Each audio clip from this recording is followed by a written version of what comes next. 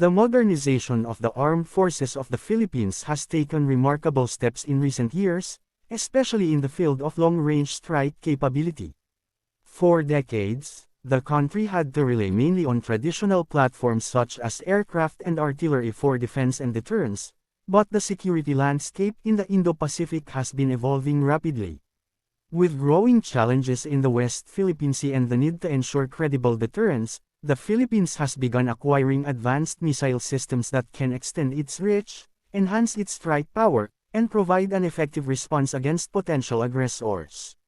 The introduction of the BrahMos supersonic cruise missile marked a historic milestone for the Philippine defense establishment, but discussions are now rising on whether the next step could involve ballistic missile technology, such as India's Pralay short-range ballistic missile, to further boost the country's capabilities. The BrahMos missile, a joint venture between India and Russia, is known as the world's fastest supersonic cruise missile, capable of traveling at speeds of Mach 2.8 to 3 and carrying a powerful warhead with pinpoint accuracy. The Philippines became the first foreign buyer of the BrahMos system when Manila signed a contract worth approximately $375 million for a shore-based anti-ship missile system for the Philippine Marine Corps. This acquisition not only provided the country with a cutting-edge deterrent against naval threats but also marked the entry of the Philippines into the elite club of nations equipped with high-performance missile systems. The deployment of BrahMos is widely seen as a game-changer in regional defense, giving the AFP the ability to defend its waters and enforce its territorial rights more effectively. However, as strategic threats continue to evolve, defense planners in Manila are increasingly exploring options for further strengthening the country's missile arsenal. This is where the discussion about India's Pralay ballistic missile enters the picture. Pralay is a highly advanced short-range ballistic missile developed by India's Defense Research and Development Organization. With a range estimated between 150 to 500 kilometers and the ability to carry conventional warheads, Pralay is designed to be a quick-reaction, battlefield-ready weapon capable of striking high-value targets on land or at sea.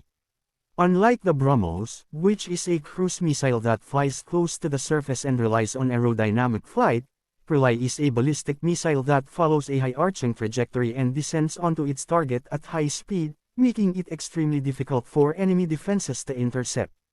The significance of Pralay for the armed forces of the Philippines would be enormous.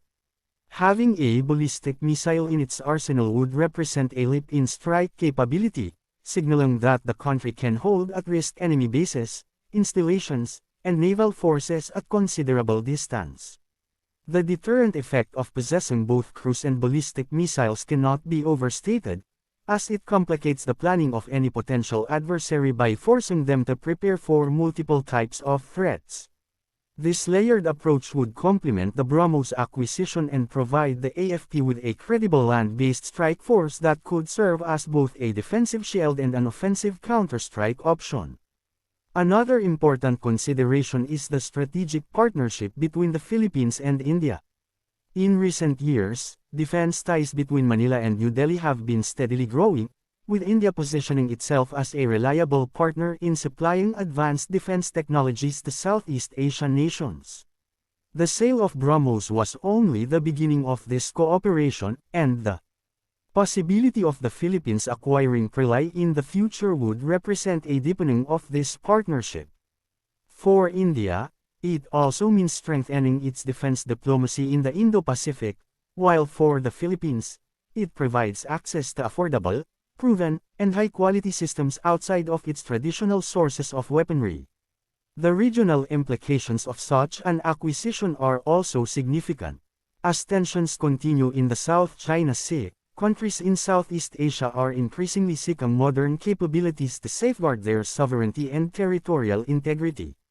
The Philippines, in particular, faces frequent challenges to its claims, and having an arsenal that includes not just supersonic cruise missiles but also ballistic missiles would greatly enhance its strategic posture. It would send a clear message that the country is no longer limited to defensive rhetoric but is actively building a deterrent force capable of striking back against aggression.